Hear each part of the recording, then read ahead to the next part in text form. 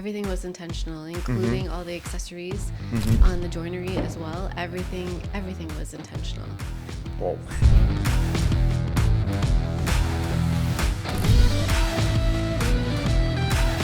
It's funny that you asked me that question because I'm very passionate about lighting. Lighting is just as important as the color palette, as furniture, as anything. And normally what I like to do is layer the lighting.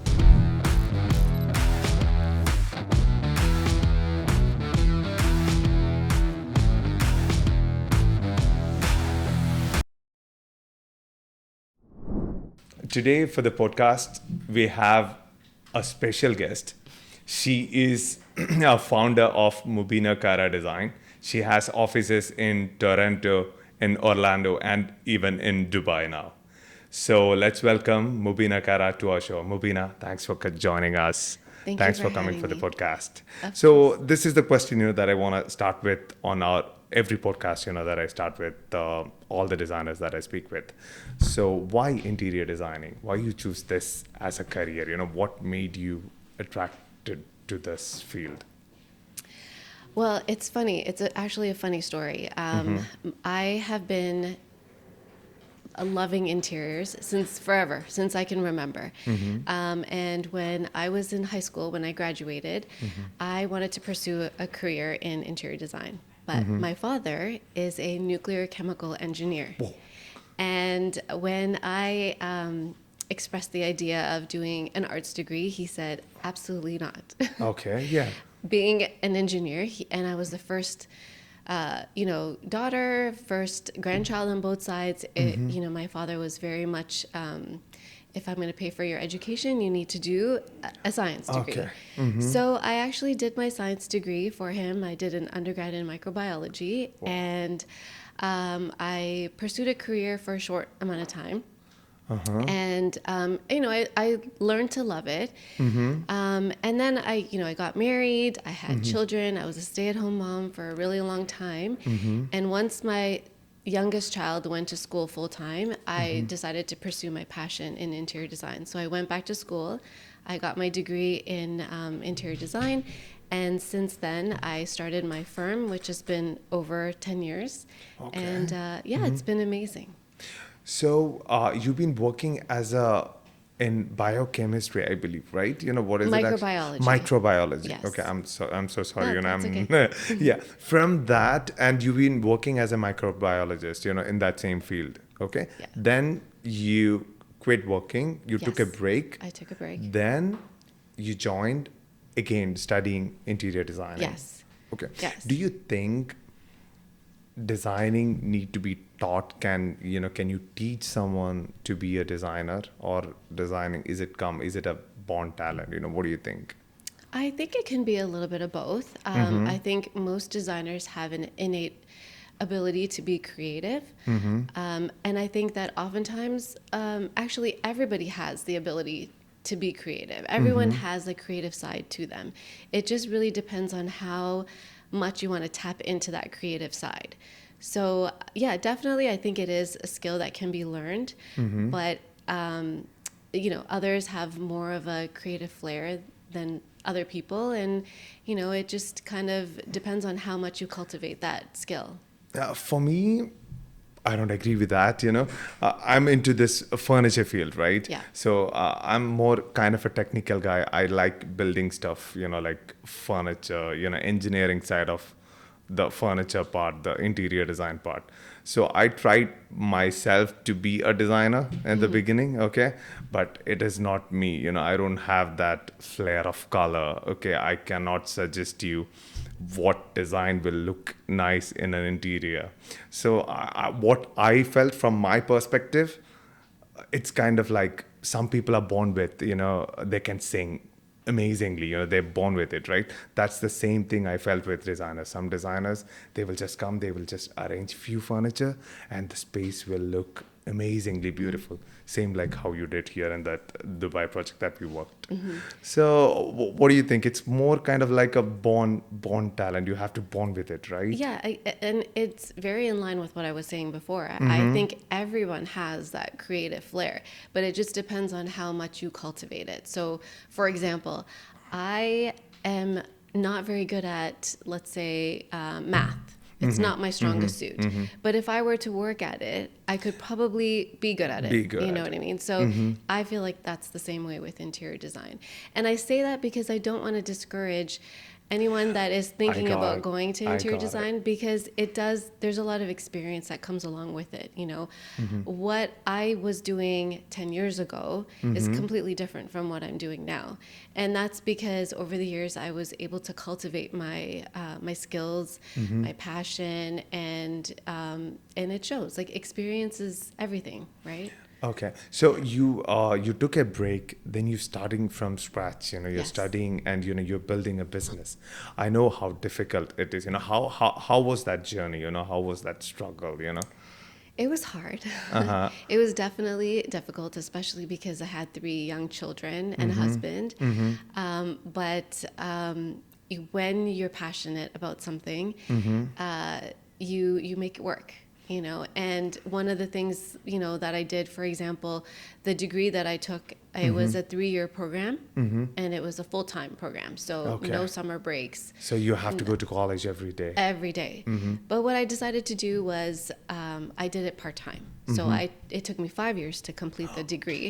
Okay. But I took, I did it part-time, and I also took the summers off so that I could spend time with my kids. So, it's not a race, right? Life is not a race. So Okay. I just decided to take my time to pursue it, and here I am now. Yeah, yeah. Yeah. And you have worked, now you worked a project in Dubai, and you've been doing a lot of projects in Canada as well, and in the US as well. Yes. So I have seen your different projects photos, in your social media profile and all. So how is the working culture, the design and till the execution process in the West? Okay. How is it here in the Middle East? Have you felt any difference? Yes. So I just completed my first project here in Dubai. So I still feel like I need a little bit more experience to make a proper judgment of that. But I do feel that there is a little bit of a difference in the sense that the culture here is a little different. And there's been a learning curve for me to kind of, adjust to the way things are done in Dubai, in the Middle East. One of the main differences, I would say, is the different names for the different rooms, for example. So, we in North America have a formal living room, whereas here they refer to it as a majlis. Majlis, yes. So that was an interesting thing that I learned. And there's different aspects to the majlis. There's different things that the majlis requires. Whereas a formal living room in the U.S. or Canada has different requirements as well. So that was very interesting. What about the design style? Did you feel any difference in the design style Yes. of this region with the West? Yes, I did. I felt like here in Dubai, they're trying to maintain the Middle Eastern flair with a modern touch. And that's what we really try to do in Project Al Khawanij. Wow. So yeah, I thought it was very interesting, actually, and fun. And I believe, we discussed before the shoot, everything that I saw in this project, that we worked together is intentional.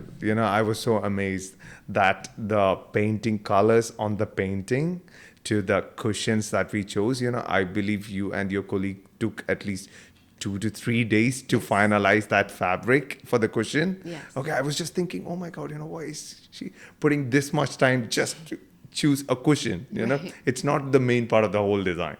From that to the color of the marble to the gold touch that you have given on the whole project. Hopefully, we will be while this, on the podcast. We'll be showing you that projects in the background, those pictures. You can see that even from the finish of the border on the on the paintings to the gold finish on the table, everything was matching. Everything you precisely thought about it and you chose it, right? All the aspects. Everything was intentional, including all the accessories on the joinery as well. Everything was intentional. Wow. And client was involved. Do you make client involved in every aspect of that process, or you tell the client, okay, listen, I will just design, I'll show you something, and you convince the client to go with this one? How is your design style? How do you usually work? Yeah, that's a great question. So actually, it really just depends on the client and how involved they want to be. We have certain clients that are super involved and they want to be, informed every step of the way of what selections we're making. And we have other clients that really leave the creative control to us. And either way, it works great. In our project with El Kowanij, our clients were amazing. They trusted us completely. Wow. And so we actually did all the sourcing, all the styling just last week, actually. And we put it together and they walked in and they loved every aspect of it. So they were very trusting of our decision making. Of course, we're always transparent throughout the process, and we're always, giving the clients an update as to what we're doing and how things are, turning out. And I think it worked out really well. Yeah, it is, amazingly well, the photographs, when I see the site, it looks like 3D renders, Oh, thank the, you. the place looks amazingly beautiful. And I just want to know that the accessories that you kept, that small accessories also elevate the space, right? Yes. So did you specifically thought about these accessories and, did you select it like that? Yes. Again, like everything that we chose was intentional. We wanted to create a feeling in a home that was inviting, that functioned with the way that the family works and the way that they entertain. And we carefully listened to what their needs were. And from that, we were able to source and select items that kind of showcased how they would like to live in their space.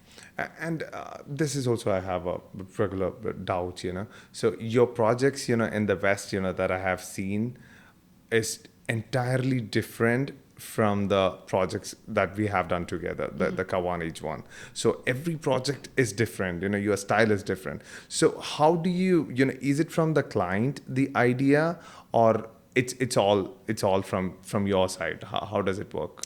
No, it's a culmination of both. So majority of the time, I begin every project with questionnaires. We do a design consult with the client. We learn and understand how they want to live in the space, what brings them joy, what inspires them, how do they function in the space. And then from there, we ask them about their design aesthetic. How, a lot of clients these days have access to Pinterest and Instagram. Yes. So they're all constantly saving images of what they like. And the first thing I do actually is go through those inspiration images with the clients to see if their vision of what they see online will actually work with their space. One of the things that I find is speaking to the clients about that, because sometimes they'll look at a picture online and they'll think that they can have that in their home, but their home actually doesn't have that same vibe. So educating the client on what would look good in their home, what wouldn't look good, what would work with their functionality of their home. And then from there, we put together mood boards and then a color palette, and everything is collaborated with the client so that we can really focus on what they want and how they want to feel in their space, which is the most important thing. I got it. So does this Pinterest and the Instagram, the social media, now they have access to AI tools, they can take a picture and, they can ask ChatGPT to design this space for me. Okay. So all these tools, does it help your designing work, or is it made the work way more difficult to convince the client? How the technology, affecting your field, design field? Yeah, that's a really good question. And I think that it can do both. It can either help us or it can actually make things a little difficult for us. And I think part of being a good designer is being able to communicate and discuss these things with your client and having them trust you as a designer. So that's the most important thing, because yes, AI can be very misleading. People can put in a picture in AI and then it pops out and it just looks completely different. But there's so many things that are missing, like the window placements or plumbing or Yes. electrical work. And so if you're a seasoned designer, you're able to communicate those things to your client. And if your client trusts you, then it's not difficult to sway them into the way that you would want them to go into, the direction that you visioned for them. I got it. And what about mainly the design of the furniture? How do you think, how important is furniture design in a space? Many people approach us, can you design this space? I have a majlis, maybe for one area. Maybe people come, I have a villa, okay? Now recently, because of the Instagram, people directly approaching us. We tell them, no, we are not designers. We cannot suggest you what design will look nice in your house. So you have to consult an interior designer. Let the interior designers contact us, Right. That's how we work. So for the people, those who want to know what type of furniture will suit their space, what you can, what advice you can give for them. Yeah, again, like it's very important to learn about how they want the space to function for themselves, for their family, how they entertain, how many people do they entertain for. Do they serve food, on the table? Is it on a buffet table? Like, there's so many different aspects to consider when designing a space, and especially custom furniture. So I think what you're doing is great. Like, it's great that you're, involving a designer into the actual furniture design. But yeah, there's the color, there's the color palettes, there is the size of the cushions, or even just like how you want to sit in the sofa. Do you want it to be more upright? Would you like it to be more cozy and comfy, where people can, cross their legs and sit? So there's so many different aspects and questions that we would ask in order to be able to understand how they would want their furniture to function for them. Okay, that's perfectly clear. And one more doubt that I'm having. You would have seen this old traditional, not the Canadian or American houses, okay, the old European houses, that with very less interior lighting. So, but it still look a little bit more classic style. And you can see the modern villas, like with more lights, with more windows, Which one, in your personal preference, easy to work with, which one look aesthetically pleasing, with way more sunlight inside an interior, or it's way more covered with less light? It's funny that you asked me that question, because I'm very passionate about lighting. Lighting is just as important as the color palette, as furniture, as anything. And normally what I like to do is layer the lighting. So Okay. Definitely sunlight is amazing. As we all know, vitamin D is so important for us. Yes. It helps with our sleep cycles and all of that. So I love incorporating big windows if the clients would prefer that. In terms of lighting interior, I like to layer lighting. So there should be general lighting, ambient lighting, and task lighting. Okay. Can you explain me that? Sure. Okay, so general lighting is usually pot lights. Okay. Lighting that generally lights up the entire space. Okay. Ambient lighting is floor lamps, table lamps, things like that. And then we also have task lighting, which is, like a desk lamp. Okay. or A if you reading have lamp. a reading lamp, or if you have beautiful artwork and Okay. there's a lighting over top of Okay. it. So it has a purpose. Okay. It's lighting something that needs to be showcased, for example. And all those three work really well in creating an ambiance in the room. You can often have, maybe you don't have the general lighting on all the time. You only have general lighting on when you're entertaining, Okay. right? And usually that's what I like to do. I have this I have this ritual with my kids, especially when they were younger. I would, but when it was time for them to go to bed, I would turn off the general lighting and leave the ambient lighting on. And that was kind of a signal to them that it's like it's time for bed. Like we need to, calm down and get ready for bed. So yeah, people use different lighting for different purposes. But I think that's one of the things that I love incorporating in all of my designs. And clients really appreciate that. Yeah, I totally get it. Lighting is also as important as, all the other aspect of the design. And at the same time, in many renders, in many designs, okay, I can see very beautiful space, but practical usage, it is not as convenient. So we need storage, we need keep places to store the like pillows, maybe bed sheets in a bedroom. I'm just telling about for the bedroom, and we have to store places to keep daily newspapers, the magazines that we are having. So what about practical usage of a space while you're designing? Where do you mainly focus, the aesthetical looks or the purpose? Yeah, that's a great question. And that's actually one of the first things that we try to discuss with our clients when we onboard them. We talk about how they function on a daily basis.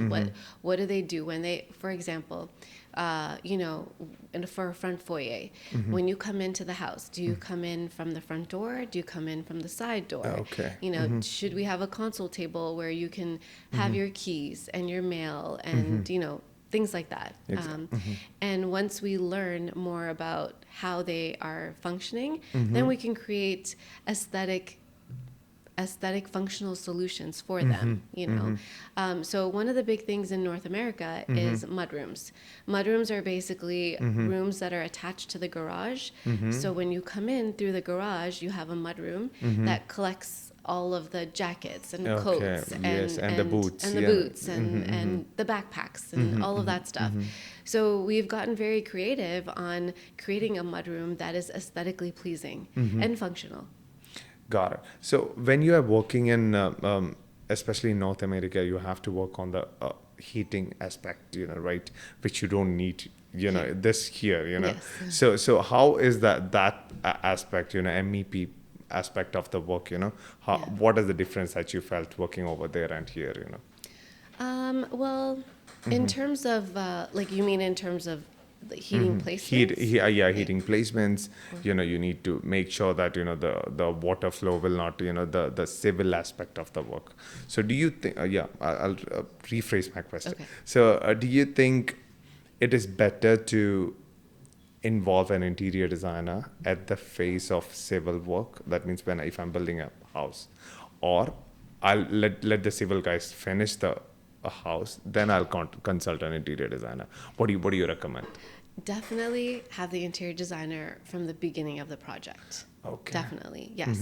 There are certain things that a civil engineer or an architect will not think of, for example, right? But if you have an interior designer on the team from the get-go, you can alleviate a lot of extra expenses later on if you want to add things or delete things. So yeah, most definitely, I would always say have the interior designer there from the beginning. Yes, yes. And we can work conjointly with the architect and the civil engineer. So it will be a very long process, right? In that case. Yes. So usually an interior designing project, it might be 4 months, 6 months, maybe 1 year. So imagine if you are starting from the beginning, the civil aspect, it'll be 2 years, 3 years, maybe 4 years. What do you think about that? Yeah, that's we do all types of projects. So we have projects where right now we're working on a condominium project, like an apartment in Toronto, and we haven't even broken ground yet. Oh, okay. But we're already thinking about, space planning. And so this project probably won't be ready for another 2 years, but we're already on board with with the clients and the engineers to be able to start planning the interior of the space, making sure that all the plumbing is where it should be, where the electrical outlets are all placed. So we have projects like that, but then we also have projects where we do renovation projects. So we have a home that's already been built, and I think it's about 45 years old, and we are gutting the entire home. So we're taking the house to the bones, and then we're rebuilding it back up. So I really want to ask. I saw you used very plain, minimal carpets on the projects that we have worked right now. So is there any specific reason to that, or how important is a carpets and curtains in an interior space? That's a great question. Okay, so for Project El Coinage, we had a lot of ceiling details. Okay. I'm not sure Yes, if I you saw. were Yes, able I to noticed that. notice The chandeliers and the Yes. detail lighting on the whole ceilings. I've noticed that. Yes. So we really wanted to highlight all of those beautiful features that are a part of the home. And so we figured that if we did a very busy carpet, it would take away from the beautiful architectural pieces that are on the ceiling. And also we did beautiful custom furniture from Subaiha. Yes, so thank we you. really wanted to showcase those pieces. Okay. And so we decided to do something more muted, so that it wouldn't take away from all the beautiful pieces that are in the room. Yeah, thank you. And I just want to know the coffee table. You gave 2 coffee tables in that main seating area. The modulus? So, yeah, and the modulus. So I just want to know that is it just for the beauty? It looks really beautiful. Is it for the aesthetic purpose, or it's functional as well? So Yeah. So everything we do is either it's both. It's functional and it's aesthetic. So the reason why we did the 2 coffee tables, that's a great question, is because the client had told us that they love entertaining. Okay. And she wanted to make sure that everybody who was seated in the room had a place to put their coffee cup down, or have snacks. And if we had one coffee table in that really big room, it just would have been hard for everyone to kind of use that one coffee table. So we decided to do 2. And we also incorporated some smaller side tables as well. And serving tables yes, as well. and serving tables also, so that because that was a very important feature for our clients. And one thing that I really interestingly found out, in the whole design.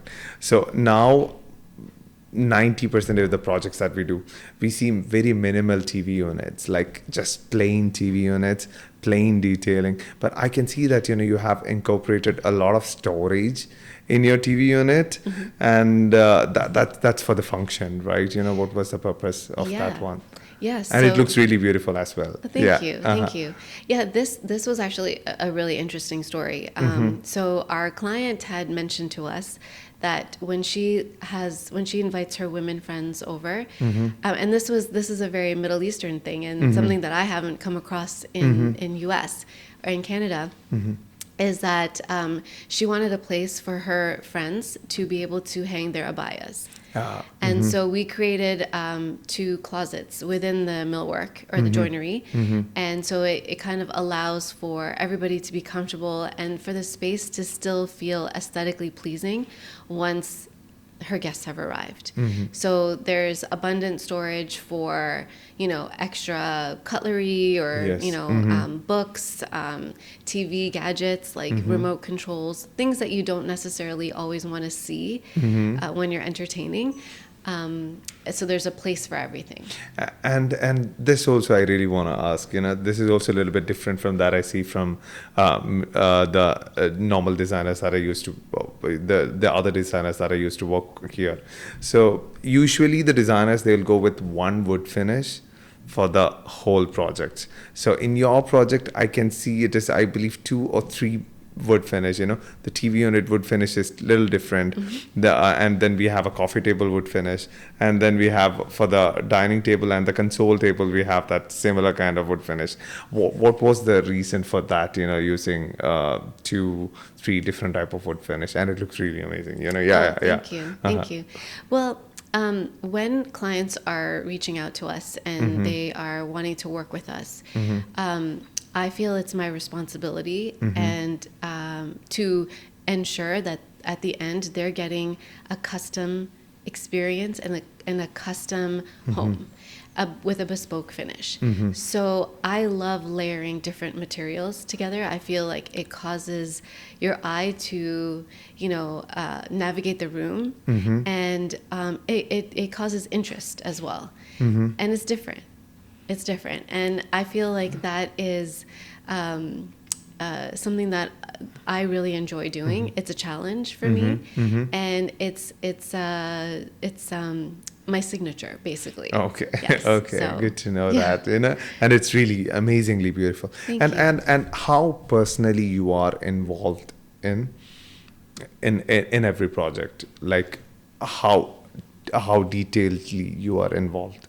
That means every single message is daily till to the material selection, to the fabric for the cushions. I just want to know. Yeah. I'm involved in every single aspect of the process, up until what florals we are going to be putting into the home. That's how particular I am. Yes, Wow. yes, I'm involved in every single process. So I can see that I've met your colleagues before. This is the first time that I'm meeting you, but I've seen your colleagues. They're amazing. Thank you. Abir is really amazing. She really so, is. Yeah, she is, and she is also detailedly involved. Okay, whenever we make a mistake, she'll be very calm. Okay, she'll just tell that. Yes. Okay, I can understand that, but I need, this is not what we are expecting. Right. We need it like this. Yes. Yeah. So how you incorporate the team members? Because you are also everything specifically involved in everything. How you? Yeah. So we're so grateful to Abir. She is such an amazing team She member, is. and we're so proud to have her as a part of our team. Really, this was our first project together, so it was very exciting to be able to mentor her. And that's basically how I do it. I love to mentor my staff. I am very explicit about what my expectations are, and the brand that I'm trying to create is very important to me. And one of the main things is to make sure that we are very detail oriented, that we're not just in it, for the money or for the aesthetics. We're here to create a space for our clients that they can relish in for years to come. I got it. So you convey this to your team members, what your vision is. Yes. They are clearly aware of the journey. They are So, clearly, yeah, yes. and they know how you think of any situation. Yes. So it'll be easy for them to take decision on your behalf, Yes, because exactly. you'll not be available here in this country all the time. All right? the time, exactly. And there is a time difference as well, right? So there's Yeah. an 8-hour time difference. And if it's something very complicated, she will tell that, Amjad, give me 24 hours, Yeah. let me just, Yes. let me just talk to Mubina, Right. and I'll get back to you. Yes, Yeah. yes. We have a Monday morning weekly MKD team meetings. So on Mondays we will discuss everything that needs to be discussed, and then she'll know what she has to do for the rest of the week and what the expectations are. So we are very, even though we are 8 hours time difference and we're across the world, sorry, we are always constantly in touch, and we're so lucky that we live in an era where there is so much technology. Yes. So Zoom, WhatsApp, there's just so many ways to bodem. There's just so many ways to keep in touch. And we use those to make sure that we are on board all the time. And you are what I understood from the conversation, so far, you are a very detailed oriented person. Okay, yes. You want to be and more kind of like a perfectionist. You want everything to be very perfect and in detail. Yeah. Yes. So and you are working in Canada and in the US and in UAE as well. Okay, so how you manage your time? How you get involved, in everything, every aspect, and you finish the project on time. Yes. Yeah. This one, the Kavanage one. Yes. I believe you are a little bit earlier, than we are expecting. So. Yes. So how do you manage this? Well, first of all, I have a very supportive family. My husband is incredibly supportive. He's also in the industry. He has a general contracting company, so he understands. My kids are my biggest fans, and I am, like you said, very organized in terms of like making sure that I spend enough time allocating to each project. I have an amazing team that I work with as well, who help me to be able to,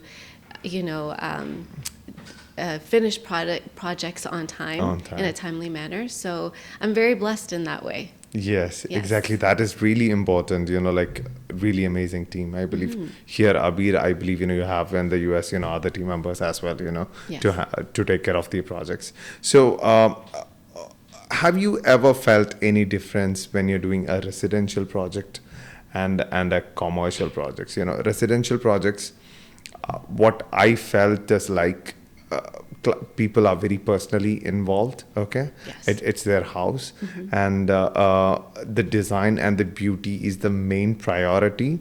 The finance is the second part. Okay, right. So in the commercial projects, it's only what I felt is like. Finance is that the budget is the main factor. Then the beauty and the design that comes second. So have you ever felt the same, or Yeah, I actually completely agree with you. You're definitely right. With commercial properties, you don't have the creative freedom to do whatever you want. There's a lot of regulations or rules, or even depending on what type of project you're doing. For example, we did a hotel project in Florida. I saw that one. Yeah. Ormond Beach, and it was a Holiday Inn Express. Yes. And they have certain brand colors that you have to follow. So they sometimes commercial properties have a bigger budget, but your creative freedom is a little less than you would in a residential project. Got it. Residential projects, you have more creative freedom, depending on the client, of course, and then also depending on the client, your budget is either I got it. Yeah. So at this, at the end, you are a founder, an entrepreneur, business. So how you manage the business aspect of the the company at this phase? So like imagine you have two projects. Okay, one is the one that you really passionate about, that you really want to work with, the design is more pleasing, and the other one is more money. Okay, that means it's a big mansion with 10 bedrooms in Dubai. Okay, so which one would you choose at this phase of your career? So, even if you can choose only one, Yeah. So I am a firm believer of intentions. I believe that if you have a good intention, good things come your way. And I like to work with people who also have good intentions. So for me, it's really not about the money. It's more about the feeling that I get when I'm working with that client. How does it fuel my energy? How does it fuel my life, and how can I in turn feel their life and their energies. So that's kind of what I base it on. Okay, I got it. Yeah. Okay, smartly you answered. Yeah. Thank you. I just wanna know. So the joinery aspect of of your work, of Yes. the interior designing. So I can see that the joinery, the material that we are using here in the Middle East. Okay, here we use a lot of veneers. Okay, here we use a lot of in the kitchen and the other laminates. Okay, and here rather than using solid wood, except loose furnitures. The furnitures like us, we use. Solid wood. So, and is it same in the West, as well, while you're designing, in North America and colder countries? Is it same? No, it's a little different. So using wood in North America is very common in terms of like, kitchen cabinets. Okay. It's durable. Yes. Because we have different seasons. It works. And it's right? expensive as well, right? It is very expensive. Yes, it is very expensive, but it's good quality. It's you're getting longevity with Yes. that material. Here, I've been learning that not so much because you've got the heat. You also have insects, right? Yes. That are part of. So you have to think about all those things. But using more natural materials is very common in North America. In North America. Yes. Okay, and one more thing, what I really want to know, like, what about using marbles, like, and the other stones, on the furniture aspect? Is it common here more, or is it both everywhere? It is same, I think it's common in both places. Yeah, I do see that it's more prevalent here because I find that it really goes with the ambiance of the Middle East, like elevated, eloquent, elegance, that's kind of how I would describe the Middle East. And so I feel like it's more prevalent here. But yes, we do use a lot of those materials in the U.S. and in the in US. Canada. Yeah. Like marble Like marble, on. quartzite. I recently did my own home actually in Toronto, Canada, before I moved to Orlando, and we used quartzite in our Okay. kitchen, and we did like 2 waterfall islands. We did the backsplash. We used it in the powder room. We used it in the master bathroom. It was so beautiful. I still miss it to this day. But yeah, and it's durable. Yes. It's it's great. It's great. It's a great material. And yeah, so a lot of people are realizing the benefits of using natural materials for the longevity, for the usage, functionality. So it's becoming more and more common, but it also depends on the budget, the client's budget. Got it. Yeah. What about the landscaping part? It is also really important. The beauty of residential. We're talking about the residential project, like plants, the trees, and the plants and trees which you'll be using inside of an interior as well. How do you take it as a I can see in one project, in your Instagram, some projects you have used more plants, and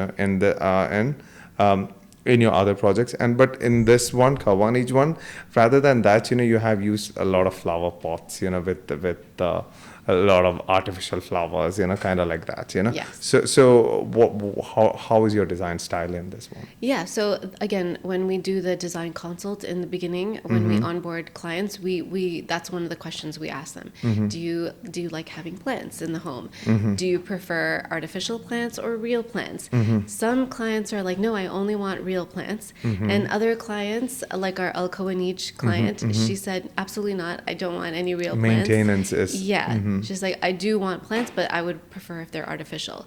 So we actually sourced a bunch of trees. I don't know if you noticed, there's an olive tree in the Majlis. Yeah, there's a cherry tree, kind of like the Yes. flowers as well. Yes. I saw that. Exactly. So we sourced everything locally here in Dubai, and it still gives that warmth that you're looking for in the room with low maintenance. Got it. But I love incorporating flowers and plants. I think it just elevates the room, and it just looks so beautiful and warm. And you don't design the outdoor areas, right? Do you do that? Outdoor No. seatings, outdoor, like outdoor plans, like a extension of a house, like. We do consultations for potted plants, but in terms of actual landscaping, I don't do that. You don't. So how do you do the consultation? Is the consultation they can approach you for free, or else they have to pay for it. How is the consultation, and how they can reach out to you? If somebody's watching this video, they want to reach out to you. How they can do that? Okay, so typically we do a half an hour, 30-minute discovery call with a client, usually over the phone, or we can do it via Zoom. And we get a chance to talk to the client, see what their needs are. We give them a little bit of information on how we function, like what our business model is, what our steps and procedures are. And if the two align, then we can take it further to do an in-home design consult, and we also do virtual design consults. It's a 2-hour paid consult with a fee, and then we get a detailed scope of work, and then from there we can put together different packages that we can work with the client depending on their needs. We are on Instagram, of course. Everybody's on Instagram at Mubina Kara Design. Yeah, we'll be tagging you on this video. Okay, Yeah, perfect. I also have a website, mubinakaradesign.com.